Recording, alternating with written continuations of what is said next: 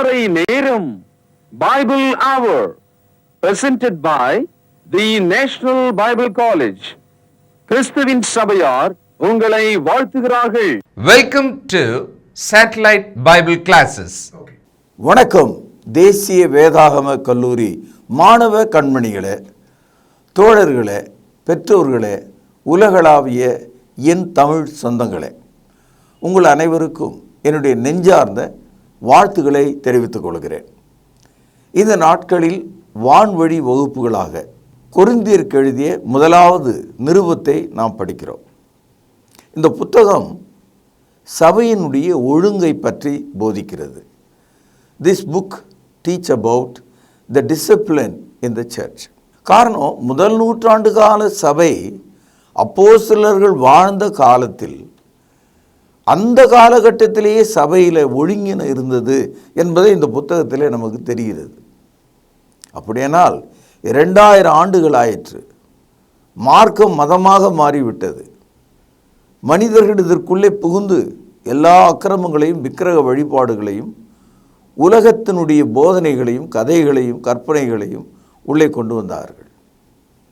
அப்படியானால் இந்த புத்தகத்தை படிக்கும்போது நாம் எத்தனை திருத்தங்களை சரி செய்து கொள்ள வேண்டியது அவசியமாக இருக்கும். முள் புதரில் விழுந்து விட்ட ஒரு மனிதனுடைய முகத்தை ஒரு முள்ளு கிழிக்கலை. நூற்றுக்கணக்கான முள்கள் முகத்தை கிழித்திருந்தால், குத்தி இருந்தால், இரத்தம் வடிந்தால், அவன் முகத்தை ஒரு கண்ணாடியில் பார்த்தால் அவன் எப்படி என்ன நினைப்பான்? எதை முதலில் பார்ப்பான்? எந்த இரத்தம் வடிகிற பகுதியை அவன் கவனிப்பான்? ஏன்னா முகமெல்லாம் காயமாக இருக்கு. சபையும் அப்படி தான் இருக்கு. முக்கியமாக இந்த சபைக்குள்ளே வரும்போது சபையில் எழுந்து நிற்கிற அந்த மனிதன், தேவனுடைய வார்த்தையை எடுத்து சொல்ல விரும்புகிற மனிதன் ஒன்றை கவனிக்க வேண்டும். அதாவது சொல்லுவாங்க, கை கட்டி வாய்ப்பொத்தி குனிந்து முழங்கால் படியிட்டு அமைதி காத்து பிறகு பேசுகிற ஒரு மனிதனைப் போல. ஏசாயா 6ஆம் அதிகாரத்தில் தேவ சமூகத்தில் தேவனுடைய மகிமையை கண்ட ஏசாயா தீர்க்கதரிசி, ஐயோ நான் அதமானேன் என்று கதறுகிறான். நான் அசுத்தமான உதடுகள் உள்ள மனுஷர்கள் மத்தியில் வாசம் செய்கிறவன், ஓ அன்டு மீ. அவன் கதறுகிறான். கர்த்தருடைய வேலையை செய்கிற மனிதர்கள், தேவ வசனத்தை எடுத்து போதிக்கிற மக்கள், செவத்தை பார்த்தோம், மனுஷனையை பார்த்தோ, ஊரை பார்த்தோ போதிக்கலையாம். தேவ சமூகத்தில் நின்று கொண்டிருக்கிறான் அவன். அப்படி நினச்சா அது மார்க்கமாக தான் இருக்க முடியும். இன்றைக்கி ஆட்டம் பாட்டம் கொண்டாட்டம் என்று பேய் வணக்கத்துக்கு போய்விட்ட இந்த கிறிஸ்தவ மதம், கத்தோலிக்கம், புராட்டஸ்டன்ட்டு, பெந்தேகோஸ்து அமைப்புகள் தேவ சமூகத்தில் கணக்கு ஒப்புவிக்கிற மனிதன் மாதிரி இருக்காங்களா? இதான் சொல்கிறார். 4ஆம் அதிகாரத்தில் 21 வசனங்கள் இருக்கிறது. அதில் முதல் வசனம் பாருங்கள். இப்படியாக எந்த மனுஷனும் எங்களை கிறிஸ்துவின் ஊழியக்காரர் என்றும், ஒன்று, தேவனுடைய இரகசியங்களின் உக்கிரானக்காரர் என்றும் எண்ணிக்கொள்ள கடவன். கடவுளுடைய இரகசியத்தை எடுத்து சொல்லக்கூடிய ஊழியக்காரன் என்று சொல்கிறார். A preacher, a servant of God, one who speaks the mystery of God in the presence of him. இதை கேட்கும்போது மேலே இருந்து ஒரு பெரிய கனமான ஈட்டி நம்முடைய நெஞ்சுக்குள்ளே வந்து விழுந்தா எப்படி இருக்குமோ அப்படி நினைக்கணும். நம்ம தேவனுடைய ரகசியங்களை எடுத்து சொல்லக்கூடிய ஒரு மனிதன் எப்படி இருக்கிறான்? அவன் எப்படிப்பட்ட ஒரு பயபக்தி உள்ளவனாக இருக்க வேண்டும்? 1 தீமோத்தேயு 3ஆவது அதிகாரம் 9ஆவது வசனம் பாருங்கள். விசுவாசத்தின் இரகசியத்தை சுத்த மனசாட்சியிலே காத்து கொள்கிறவர்களாயும் இருக்க வேண்டும். அப்போது தேவனுடைய வார்த்தையை சொல்கிற ஆள், அது தேவனுடைய ரகசியம், அதை சொல்கிற ஆள் எவ்வளோ சுத்த மனசாட்சி உள்ளவனாக இருக்கணும் பாருங்கள். தேவன் மாம்சத்தில் வெளிப்பட்டார். இதே 3ஆம் அதிகாரம் 16வது வசனத்தில் படிக்கிறோம். தேவன் மாம்சத்தில் வெளிப்பட்டார். இந்த ரகசியம் யாவரும் ஒப்புக்கொள்ளக்கூடிய மகா மேன்மையாக இருக்கிறது. இதுவும் 3வது அதிகாரம் 16வது வசனத்தில் படிக்கிறோம். இந்த வசனத்தை படித்துட்டு இயேசு கிறிஸ்துவை மனிதன் என்றும் மோசே போன்றவர் என்றும் காபிரியேல் தூதனை போன்ற ஒரு தூதன் என்றும் கிறிஸ்துவின் சபையிலே சொல்லுகிறார்கள், மார்க்கத்திலே சொல்லுகிறார்கள். அப்போ தேவனுடைய ரகசியத்தை அவர்கள் நல் மனசாட்சியில் காத்து கொள்ளவில்லை. மார்க்கமே இந்த கதியாக இருந்தால் மதம் எப்படி இருக்குன்றது நீங்கள் யோசிங்க. இன்றைக்கு மதத்தில் 2000 பிரிவுகள் இருக்கிறது. Remember, when you speak, you are speaking in the very presence of God. கவனிச்சிங்களா? உங்கள் வாய் அப்படி திறந்தாவே தேவ சமூகத்தில் நீங்கள் நிற்கிறீங்க. பொய் சொல்லலாமா, மாற்றி சொல்லலாமா, குழப்பலாமா, உன் குரங்கு புத்தியை அதில் காட்டலாமா, உன் அறிவாளி தனத்தை அதில் விளக்கலாமா? எதுவுமே செய்ய முடியாது. தேவனுடைய ரகசியம் நம்ம இடத்துல ஒப்படைக்கப்பட்டிருக்கு. அந்த ரகசியம் தான் தேவன் மாம்சத்தில் வெளிப்பட்டார் என்பது தான். எபேசியர் 3வது அதிகாரம் 11ஆம் வசனம் பாருங்கள். இயேசு கிறிஸ்துவை கொண்டு எல்லாவற்றையும் சிருஷ்டித்த தேவனுக்குள்ளே, கவனியுங்கள், ஆதி காலங்கள் முதல் மறைந்திருந்த இரகசியத்தினுடைய ஐக்கியம் இன்னதென்று, கவனிச்சிங்களா, எல்லாருக்கும் வெளிப்படையாக காண்பிப்பதற்கு இந்த கிருபை எனக்கு அளிக்கப்பட்டிருக்கிறது. பழைய ஏற்பாடு நம்ம சொல்கிறோமே, அதான் ஆதி காலம். அந்த காலம்லாம் பழைய ஏற்பாட்டு காலம், ஆதி காலமாக இருக்குது. இயேசுக்கு பிறகு அந்த ரகசியம் நமக்கு இப்போ தெரிஞ்சிடுச்சு. தேவன் மாம்சத்தில் வெளிப்பட்டு எல்லா மனுஷனையும் ரட்சிப்பதற்காக சிலுவையில் அவர் மரித்தார் என்ற அந்த ரகசியம்தான் எல்லாருக்கும் எடுத்து காண்பிக்க வேண்டிய ஒரு செய்தியாக இருக்கான். 1 கொரிந்தியர் 4வது அதிகாரம் 2ஆம் வசனம் பாருங்கள். மேலும் உக்கிரானக்காரன் உண்மை உள்ளவன் என்று காணப்படுவது அவசியமாம். இந்த உக்கிரானக்காரன் என்ற அந்த சொல் ஆங்கிலத்தில் ஸ்டுவர்டுன்னு வந்திருக்கு. மேனேஜர் என்ற வார்த்தைக்கும் ஸ்டுவர்டு என்ற வார்த்தைக்கும் ரொம்ப வேறுபாடு இருக்குது. மேனேஜர் என்றவர் மேனேஜ் பண்ணுறவர், எல்லாத்தையும் வச்சு வழி நடத்துகிறவர், எடுத்து கொடுப்பார், எடுத்து வைப்பார். உக்கிரானக்காரர் மேனேஜர் செய்கிற வேலையும் செய்வார், அந்த வேலையில் உண்மையுள்ளவராக, ஒழுங்குள்ளவராக, உயிர் கொடுக்கிறவராக இருப்பார். ஒரு தாய் ஒரு குழந்தை எடுத்து காப்பாற்றுவது, பால் கொடுப்பது, அதை நல்வழிப்படுத்துவது உரிமை இருக்கிறது அந்த தாய்க்கு அந்த குழந்தை மேலே. ஏன்னா அவங்க தான் அதை பெற்றாங்க. அந்த உரிமை இருக்கிறதுனால ஒரு மேனேஜர் மாதிரி, ஒரு மிஷன் மாதிரி அந்த குழந்தைய அந்த அம்மா கையாளாது. ஏன்னா அந்த குழந்தைக்கும் அந்த தாய்க்கும் இடையில் உயிர் பந்தம் இருக்கிறது. ஸ்டுவர்ட் என்ற ஆள் யாருன்னா, அவனிடத்தில் ஒப்பு கொடுக்கப்பட்ட அந்த பொருளுக்கு, அந்த ரகசியத்துக்கு உயிரை கொடுக்கக்கூடியவனாக இருக்கிறான். அதனால தான் இந்த இடத்துல வேலைக்காரன், சர்வெண்ட் என்ற ஒரு வார்த்தையை போடாமல் உக்கிரானக்காரன் என்று சொல் வந்திருக்கு. So a Christian preacher is a steward, is not just a manager. வந்து போகிறவங்கெல்லாம் மேனேஜர் வேலை பார்க்கலாம். ஆனால் ஸ்டுவர்டாக இருக்கணும்னா தேவ சமூகத்தில் இருக்கிற மனிதர்களாக அவர்கள் இருக்கிறார்கள். அப்போது சபையில் உள்ள ஒவ்வொரு ஊழியக்காரன் அப்படி நின்னான்னா இந்த சபை மதமாக இருக்காது, மார்க்கமாக தான் இருக்கும். இன்றைக்கி பாருங்கள், தடி எடுத்தவனெல்லாம் தண்டல்காரன் ஆனான். வெள்ளைக்காரங்க நம்ம ஆளும்போது கிராமத்தில் போய் வரி வாங்கிட்டு வர்றதுக்காக தலையாரிகள் என்ற ஒருவனை வைத்தார்கள். அந்த தலையாரி ஒரு பெரிய தடியையும் அந்த தடியினுடைய அடியில் மணிகளை சங்கிலிகளாக கட்டியிருப்போம். அறுவடை காலத்தில் ஒவ்வொரு வீட்டு வாசலில் தன்னுன்னு தட்டினான்னா வீட்டில் இருக்கிறவங்களாம் அலறி பிடிச்சிக்கிட்டு, ஐயா 30 மூட்டை தான் அறுவடை, அதில் இது அரசாங்கத்துக்கு சேர வேண்டியதுன்னு 2 மூட்டை தூக்கி வச்சுருவாங்க. அவன் அதில் பாதி சாப்பிட்டு மீதி எடுத்துகிட்டு போய் ஜில்லாவில் கலெக்டர்கிட்ட கொண்டு போய் கொடுப்பான். இந்த வேலைக்கு அப்பாயின்மெண்ட்லாம் கிடையாது. அப்போ அந்த காலத்தில் என்ன பண்ணானுங்க, ஒரு கிராமத்துலேயும் யாரோ ஒரு ஆள் கூட, திருடன் கூட ஒரு பெரிய தடி எடுத்துக்கிட்டு வீடு வீடாக போய் தடி எடுத்தவெல்லாம் தண்டல்காரனானான். தண்டல்னா வசூலிக்கிறவன் அர்த்தம். அது மாதிரி இன்றைக்கி கிறிஸ்தவத்தில் இந்த மதம் இருக்க, இந்த மதத்தில் பைபிளை யார் வேணாலும் எடுத்துக்கிட்டாங்க. குறிப்பாக அந்த பெந்தேகோஸ்து அமைப்பு 3வது பிரிவு இருக்க, நீங்கள் இந்த தொலைக்காட்சியில் பாருங்கள், மேடையில் பாருங்கள், அவங்களுடைய வாழ்க்கையை பாருங்கள். அவங்க செய்கிற ஏதாவது தேவ சமூகத்தில் அப்ரூவலான கர்த்தர் அதை கொடுத்தார் என்ற சத்தியத்தின்படியாக இருக்கிறதா என்று பாருங்கள். அவங்க ஆலோசனையின்படி இருக்குது, அவங்க விருப்பத்தின்படி இருக்குது, அவங்களுடைய புத்திசாலித்தனத்தின்படி இருக்குது. எல்லாமே ஜனங்களை ஏமாற்றுவதாகவும், பணம் பறிப்பதாகவும், மூளை செலவு செய்வதாகவும், பொய் ஆணை இடுகிறதாகவும், பொய் தகவலை சொல்கிறதாகவும் இப்படியே போச்சு. ஆகவே பைபிள் தூக்குனாலெல்லாம் பிரசங்கியராக மாற முடியாது.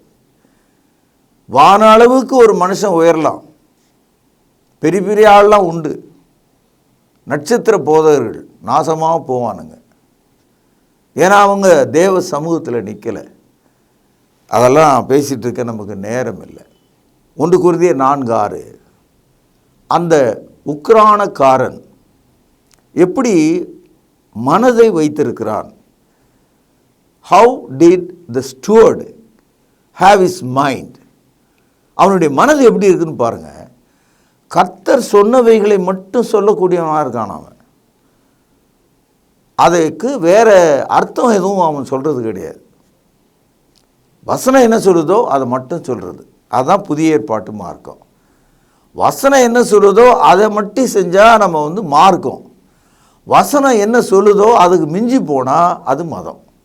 இப்போ புரிஞ்சுதான் உங்களுக்கு மார்க்கத்துக்கும் மதத்துக்கும் என்ன வேறுபாடு? இப்போ புரிஞ்சுதில்ல உங்களுக்கு? பாருங்கள், 4வது அதிகாரம் 6வது வசனம்.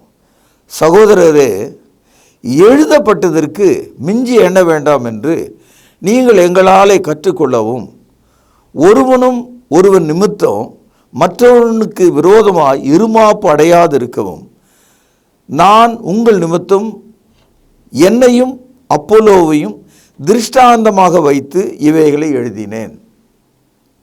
அந்த முதல் நூற்றாண்டு காலத்தில் புகழ்பெற்ற 2 போதகர்கள், ஒருவர் அப்போஸ்தலனாகிய பவுல், இன்னொருவர் அப்போலோ என்பவர்.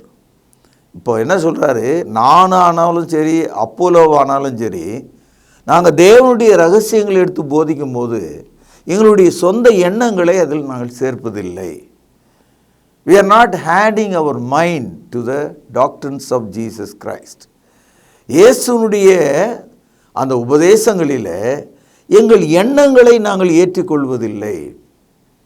எங்கள் மனதில் நினைச்சதெல்லாம் நாங்கள் சொல்கிறது கிடையாது. எவ்வளோ வலிக்குதில்லை உங்களுக்கு நெஞ்சு?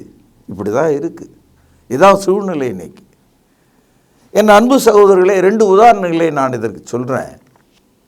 என்னாகமும் 20வது அதிகாரம் 8வது வசனம். நீ கோலை எடுத்துக்கொண்டு நீயும் உன் சகோதரனாகிய ஆரோனும் சபையாரை கூடி வர செய்து அவர்கள் கண்களுக்கு முன்னே கன்மலையை பார்த்து பேசுங்கள். அப்பொழுது அது தன்னிடத்தில் உள்ள தண்ணீரை கொடுக்கும். இந்த வசனம் ஒரு வித்தியாசமான ஒரு வசனம். கன்மலையில் போய் பேசினால், கன்மலைன்னு சொன்னாவே அங்கே தண்ணியே இருக்காதுன்னு அர்த்தம். மலை இறுகி போன இரும்பு போல் இருக்கும் இல்லையா, காய்ந்து போயிருக்கும். ஆனால் ஆண்டவர் சொல்கிறாரு, மலையாண்ட போய் நீங்கள் தண்ணி கொடுங்கன்னு சொன்னால் தண்ணி கொடுக்கும் அப்படின்னு கர்த்தர் சொன்னார். இப்போ மோசே அந்த கன்மலையிலேருந்து தண்ணீர் வரும் என்ற விஷயத்தில் எந்த மாற்றமும் அவர் மனசில் இல்லை. ஆனால் அந்த ஜனங்க அவரை படுத்தின பாடுகளால் கோபம் அடைந்து அந்த கன்மலையாண்ட போய் பேசு என்று சொன்ன அந்த கட்டளையை கொஞ்சம் மாற்றி தன் கையில் உள்ள கோலினாலே 2 தரம் அவன் அதை அடித்தான். இதை என்னாகமும் 20வது அதிகாரம் 11ஆம் வசனத்தில் நீங்கள் பார்க்கலாம். தன் கையை ஓங்கி கன்மலையை தன் கோலினாலே 2 தரம் அடித்தான். உடனே தண்ணீர் ஏராளமாய் புறப்பட்டது. சபையார் குடித்தார்கள், அவர்கள் மிருகங்களும் குடித்தது. கவனிங்கள், பின்பு கர்த்தர் மோசேயும் ஆரோனை நோக்கி, இஸ்ரவேல் புத்திரரின் கண்களுக்கு முன்பாக என்னை பரிசுத்தம் பண்ணும்படிக்கு நீங்கள் என்னை விசுவாசியாமற் போனபடினால் இந்த சபையாருக்கு நான் கொடுத்த தேசத்துக்குள் நீங்கள் அவர்களை கொண்டு போவதில்லை என்றார்.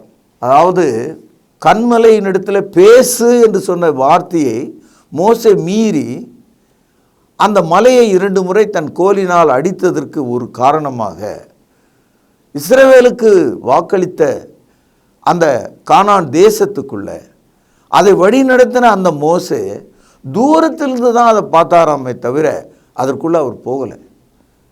தேவன் அதற்கான ஒரு தண்டனை அவனுக்கு கொடுத்ததாக வசனம் சொல்லுகிறது. மிஞ்சி எண்ணுதல், கடவுளுடைய வார்த்தைக்கு மிஞ்சி எண்ணுறது. பேசினா என்ன, அடித்தா எல்லாம் ஒன்று தான். மலையிலிருந்து தண்ணி வந்ததா இல்லையா? அது மாதிரி தான் இன்றைக்கி மக்கள் தங்களுடைய மனதின் யோசனைகளை, கர்த்தர் கட்டளையிடாதவைகளை செய்வதை நாம் பார்க்கிறோம். லேவியராகமம் 10வது அதிகாரம் 1 வசனம். பின்பு ஆரோனின் குமாரனாகிய நாதாபும் அபீவும் தன் தூப கலசத்தை எடுத்து அவைகளில் அக்னியை அதன் மேல் தூப வர்க்கத்தையும் போட்டு, கவனிங்கள், பேனால் அடிக்கொண்டிடுங்கள், கர்த்தர் தங்களுக்கு கட்டளையிடாத அந்நிய அக்னியை அவருடைய சன்னதியிலே கொண்டு வந்தார்கள். அப்பொழுது அக்னி கர்த்தருடைய சன்னதியிலிருந்து புறப்பட்டு அவர்களை பட்சித்தது. அவர்கள் கர்த்தருடைய சன்னதியிலே செத்தார்கள். அதாவது அந்த காலத்தில் இஸ்ரவேலர்கள் மத்தியில் கூடாரம் இருந்தது, அதான் டேபர்னாக்கிள். அந்த பலிபீடத்தண்டை இருக்கிற நெருப்பை எடுத்து தூப கலசத்தில் போட்டு தேவ சமூகத்தில் அசைவாட்டும் பலியாகிய தூப வர்க்கத்தை அவர்கள் காண்பிக்க வேண்டும். ஆனால் இவங்க என்ன பண்ணாங்க, தூப வர்க்கத்து மேலே நெருப்பு போட்டால் போதாதா, எல்லாம் நெருப்பு தானே அப்படின்னு சொல்லிட்டு பலிபீடத்து மேலே உள்ள நெருப்பை எடுக்காமல் வீட்டிலேருந்து நெருப்பு எடுத்துகிட்டு வந்துட்டான். எல்லாம் நெருப்பு தான். புகை வந்தது, தேவ சமூகத்தில் அதை அசைவாட்டினார்கள். திடீர்னு 2 பேரும் அங்கேயே விழுந்து செத்துட்டான். இதுதான் அந்த வசனம் சொல்லுது. கர்த்தர் கட்டளையிடாத அக்னியை அவர்கள் கொண்டு வந்தார்கள். They brought a foreign fire which God never commanded. Therefore they died on the very spot at the tabernacle. இதான் நடந்தது. அப்போது தேவனுடைய வசனத்துக்கு மிஞ்சி, மிதமிஞ்சி, எண்ணுகிறதுனா என்ன அர்த்தம்? அதுக்கு நீங்களாக ஒரு அர்த்தத்தை சொல்வது, மிஞ்சி போகிறது. இன்றைக்கும் இந்த கிறிஸ்தவ மார்க்கத்தில் இந்த பெந்தெகோஸ்து அமைப்பில் இருக்கவங்க வருஷந்தோறும் சொல்கிற தீர்க்க தரிசனங்கள்லாம் யூடியூப்லேயும் ஃபேஸ்புக்லேயும் சிரிக்கிறாங்க எல்லாரும். அவ்வளோ கேவலம். கடந்த 3 வருஷத்தில் அவங்க சொன்ன தீர்க்க தரிசனம்லாம் வரிசையாக போட்டு காட்டுறான். கள்ள தீர்க்கதரிசிகள் என்று நான் சொல்லலை, அவங்களே பட்டம் இவங்களுக்கு கொடுத்துட்டாங்க. பாருங்கள், அப்போஸ்தலருடைய காலத்தில் கர்த்தர் சொல்லாத வார்த்தையை சில பேர் சொல்லிகிட்டே இருந்திருக்கலாம். அவர்களை வேத வசனம் என்ன சொல்லுதுன்னு பாருங்கள். 2 தீமோத்தேயு 2ஆம் அதிகாரம் 18வது வசனம். அவர்கள் சத்தியத்தை விட்டு விலகி, கவனிங்கள், உயிர்த்தெழுதல் நடந்தாயிற்று என்று சொல்லி சிலருடைய விசுவாசத்தை கவிழ்த்து போடுகிறார்கள். யார் இவர்கள்? 2 தீமோத்தேயு 2வது அதிகாரம் 17ஆம் வசனம். அவர்களுடைய வார்த்தை அரிப்பிளவை போல படரும், இமலேயும் பிளேத்தும் அப்படிப்பட்டவர்கள். எப்படி ஒரு கேன்சர் நோய் அப்படியே சீக்கிரமாக பரவி ஒரு முழு மனிதனை அழித்து விடுகிறதோ, அரிப்பிளவு அப்படின்னா கேன்சர்னு அர்த்தம். அப்படி இந்த 2 பேரும் என்ன சொல்லியிருக்கான், சபையில் உயிர்த்தெழுதல் நடந்து விட்டது, இயேசு வந்து விட்டார். இன்றைக்கும் பாருங்க, நம்ம ஆளுங்க இதை தான் சொல்லிகிட்டு இருக்கான். ஆகவே அவர்கள் எழுதப்படாதவைகளை, தேவன் வெளிப்படுத்தாதவைகளை சத்தியத்துக்கு விரோதமாக அவர்கள் பேசுகிறார்கள். இதை தான் 1 கொரிந்தியர் 4:6 பார்க்கிறோம். சகோதரரே, எழுதப்பட்டதற்கு மிஞ்சி, கீழே அடிக்கொண்டிடுங்கள், எண்ண வேண்டாம். இதான் மார்க்கத்துக்கும் மதத்துக்கும் உள்ள வேறுபாடு. புதிய ஏற்பாடு என்ன சொல்றதோ அப்படியே நம்ம செய்யணும். விசுவாசம் உள்ளவனாகி ஞானஸ்நானம் பெற்றவன் ரட்சிக்கப்படுவான். மார்க் 16:16. அது எப்படி? விசுவாசம் வந்தால் ரட்சிக்கப்பட முடியுமா? ஞானஸ்நானம் பெற்றால் ரட்சிக்கப்பட முடியுமா? அதெல்லாம் என்ன கேட்காதீங்க. கர்த்தர் சொன்னார், நான் அதை உங்களுக்கு சொல்கிறேன். பேதுருவை பார்த்து ஏறக்குறைய ஒரு 3000 பேர் கேட்டாங்க. அப்போஸ்தலர் நடபடியில் 2வது அதிகாரம் 37வது வசனத்தில் ஒரு 3000 மக்கள் கேட்டாங்க, சகோதரர்களே நாங்கள் ரட்சிக்கப்பட என்ன செய்யணும்னு கேட்டாங்க. அதுக்கு 38வது வசனத்தில் பேதுரு ஒரு பதில் சொல்கிறார், நீங்கள் மனம் திரும்பி ஒவ்வொருவரும் கர்த்தராகிய இயேசு கிறிஸ்துவினுடைய நாமத்தில் ஞானஸ்நானம் பெற்றுக்கொள்ளுங்கள், அப்பொழுது பரிசுத்தாவின் வரத்தையும் பெறுவீர்கள். அதை கேட்டவர்கள் ஞானஸ்நானம் பெற்றார்கள் என்று அப்போஸ்தலர் நடபடியில் 2:41 நாம் படிக்கிறோம். அப்படி ஞானஸ்நானம் பெற்றவர்களை ரட்சிக்கப்பட்டவர்கள் என்றும் தேவன் அவர்களை சபையிலே சேர்த்து கொண்டார் என்றும் அப்போஸ்தலர் நடபடியில் 2வது அதிகாரம் 47வது வசனத்தில் படிக்கிறோம். அதனால் தேவனுடைய வசனத்தை அவருடைய சமூகத்திலே நின்று பேசுகிறவர்களாக நாம் பேசணும். 2வது, தேவனுடைய வசனத்துக்கு சொந்த அர்த்தங்களோ நம்முடைய சொந்த புத்தியின் மேலே அதற்கு ஒரு அபிப்பிராயங்களையோ ஆலோசனைகளையோ சொல்லக்கூடாது. இப்போது ஒரு பூட்டை திறக்கணும்னு ஒரு சாவியை கொடுத்தாங்க. அந்த சாவியை அப்படியே வச்சு நீங்கள் திறந்தீங்கன்னா திறக்கும். ஆனால் அந்த சாவியை வேறு மாதிரி நீங்கள் அதுக்குள்ளே போட்டிங்கன்னா திறக்காது. அல்லது அந்த சாவி மாதிரி வேறு ஒன்று போட்டாலும் திறக்காது. அல்லது அந்த சாவியில் ஏதாவது ஒரு பகுதியை நசுக்கி விட்டால், கோணலாக்கி விட்டால் அது திறக்காது. அது மாதிரி தேவனுடைய வசனத்தை கொஞ்சம் குறைய மாற்றுறது, அதை நசுக்கிறது, அதை தொலைச்சிட்டு டூப்ளிகேட் எடுத்தாந்து போடுறது வேலை செய்யாது. விசுவாசம் என்பது தேவனுடைய வார்த்தையினால் வருகிறது. ரோமர் 10வது அதிகாரம் 17வது வசனம், faith comes by hearing of God's word. அப்போ தேவனுடைய வசனத்தை மாற்றுவதற்கு நமக்கு எந்த அதிகாரம் இல்லை. நான் ஏன் இதை வலிந்து சொல்கிறேன் என்றால், நாம் கவனிக்க வேண்டிய ஒரு விஷயமா இருக்கு. எதை நம்ம செய்யக்கூடாதுன்னு சொன்னாரோ தேவன், அதை நம்ம செய்கிறோம். அதனால தான் பிரச்சனை. அதனால்தான் கிறிஸ்தவம் மதமாக விழுந்து கிடக்கிறது. மனிதர்களை பார்த்து இயேசு தெளிவாக சொன்னார், நான் சொன்ன வார்த்தையின்படி செய்கிற ஆள் கன்மலையின் மேலே வீட்டை கட்டினவன், நான் சொன்ன வார்த்தையின்படி செய்யாதவன் மணல் மேலே வீட்டை கட்டினவன். இப்போ முடிவு வருகிறது. பெருவெள்ளம் வந்தது, அந்த வீட்டின் மேலே மோதியது, ஒரு வீடு நின்றது, ஒரு வீடு அழிந்தது. கன்மலையிலே கட்டினவன் புத்தி உள்ளவன், மணல் மேலே கட்டினவன் புத்தி இல்லாதவன்.